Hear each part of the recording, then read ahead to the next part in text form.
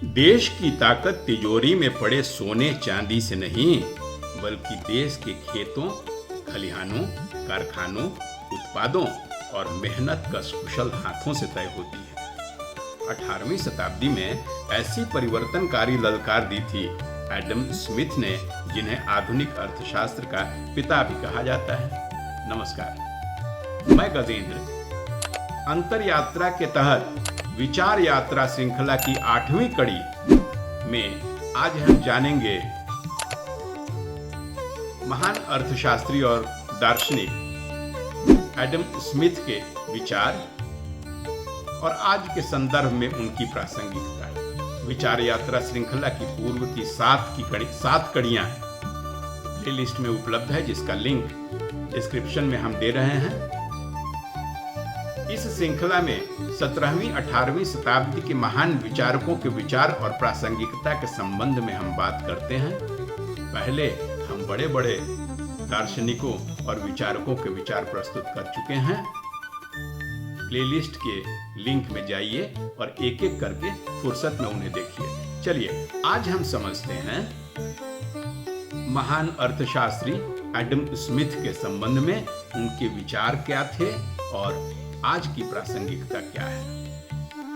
चलिए विस्तार से समझते हैं। एडम स्मिथ का जन्म 1723 में स्कॉटलैंड के एक छोटे से कस्बे किर्ककार्डी में हुआ था। बचपन से ही वे इंक्विजिटिव और बुकिश थे। किताबें पढ़ते रहना, प्रश्न पूछना और उत्तर ढूंढना, ये उनके व्यक्तित्व की विशेषता थी। ग्लासगो यूनिवर्सिटी और फिर बाद में ऑक्सफोर्ड यूनिवर्सिटी में उनकी पढ़ाई पूरी हुई, जहां उन्होंने सिर्फ अर्थशास्त्र ही नहीं बल्कि दर्शन शास्त्र और नैतिकता में भी डिग्री हासिल की और समाज की जड़ों को समझने का हुनर भी सीखा। वह समय था यूरोप में इंडस्ट्रियल रिवॉल्यूशन का। नए नए आविष्कार हो रहे थे। भाप इंजन, कारखाने, शहरी धुएं और व्यापार के नए रास्ते। और दूसरी तरफ मर्केंटलिज्म का जाल भी समाज को अपने आगोश में जकड़ता जा रहा था। यह माना जाता था कि राष्ट्र की शक्ति अधिक से अधिक बुलियन रिजर्व में यानी सोने चांदी के भंडारण में नियत होती है और सरकार व्यापार पर सख्त नियंत्रण रखती थी। कैसे ईस्ट इंडिया कंपनी का प्रकोप फैला था, यह तो आप भी जानते हैं और सर्वविदित हो चुका है। इसी दौर में एडम स्मिथ ने यह प्रश्न उठाया था कि असली धन सोना या उत्पादन और श्रम की शक्ति।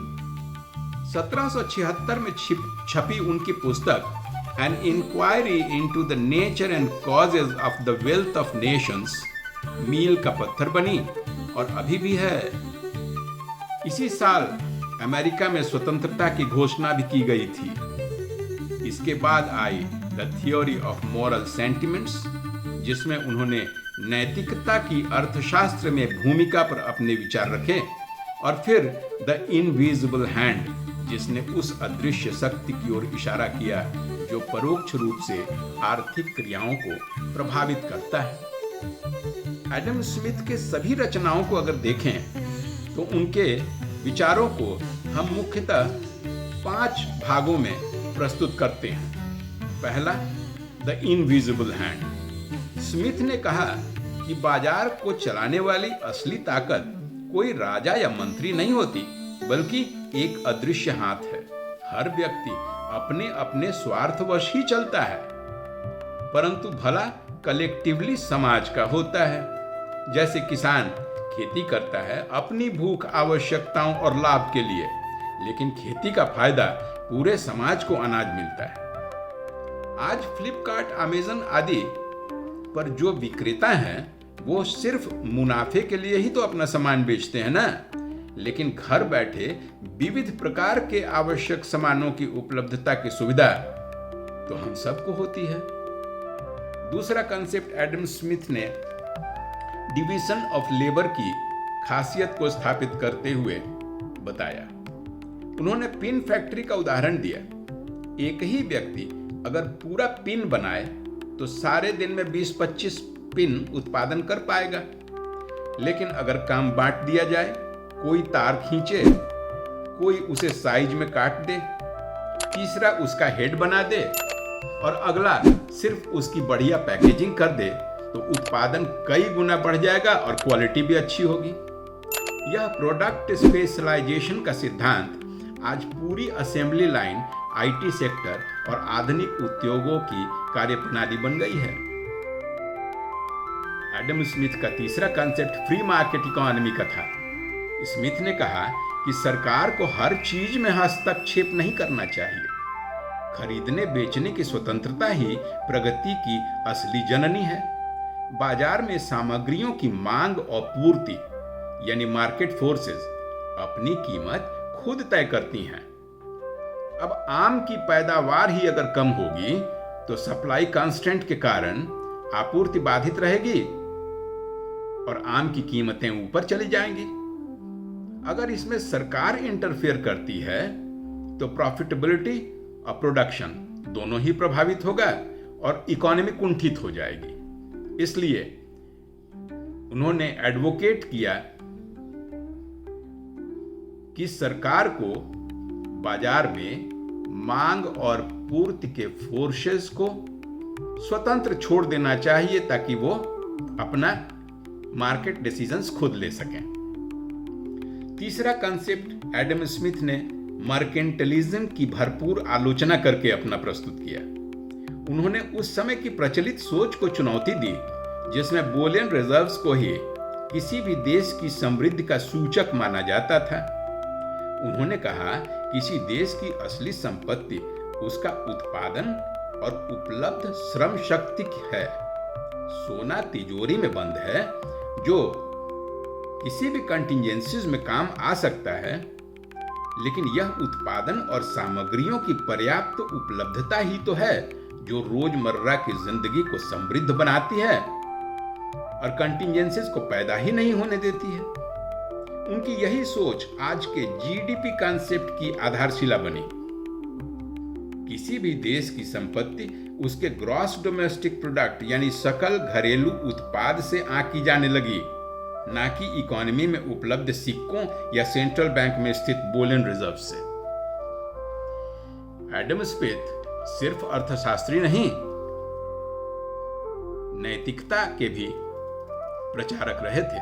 एडम स्मिथ ने अपनी पुस्तक the theory of moral sentiments में स्पष्ट किया कि इंसान एक स्वार्थी मशीन नहीं है, उसके अंदर सहानुभूति और नैतिक संवेदनाएं भी होती हैं। डॉक्टर केवल प्रैक्टिस ही नहीं करता, कभी कभी मरीज की स्थिति को देखकर फ्री ट्रीटमेंट भी कर देता है और दुकानदार सामने वाली की स्थिति को देखकर अक्सर उधार में भी सामान दे देता है। आज की global economy, startups, innovations and capitalism Adam Smith की सोच का ही विस्तार तो है। हाँ, बाद के कई विचारकों ने उनकी आलोचना भी यह कहकर की है कि मुक्त व्यापार असमानता और शोषण भी बढ़ाता है, लेकिन बिना स्मिथ के आधार के free market economy, dignity of labour, product and assembly line के कॉन्सेप्ट्स शायद अधूरे ही रह जाते। तो एडम स्मिथ ने हमें सिखाया कि धन केवल तिजोरी में नहीं, खेतों, कारखानों और कुशल श्रमशील हाथों में बसता है। उन्होंने यह भी याद दिलाया कि इंसान स्वार्थी नहीं बल्कि नैतिक रूप से समृद्ध और सहानुभूतिशील भी है, और उनकी अमर सीख तो यह रही कि स्वतंत्रता और नैतिकता दोनों मिलकर ही सच्ची समृद्धि लाते हैं। कैसी लगी विचार यात्रा की आज एडम स्मिथ की ये कड़ी? बड़े अर्थशास्त्री थे।